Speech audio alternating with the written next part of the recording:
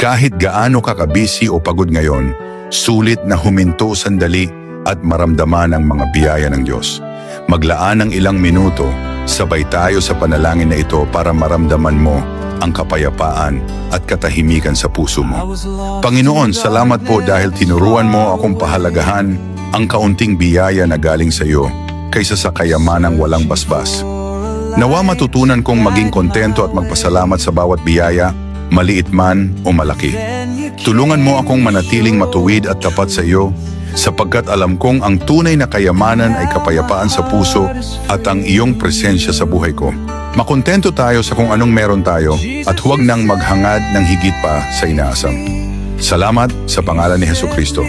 Kaibigan, kung ang panalangin na ito ay tumimo sa puso mo, isulat sa comment section ang Amen para maramdaman mo ang kapayapaan sa puso mo.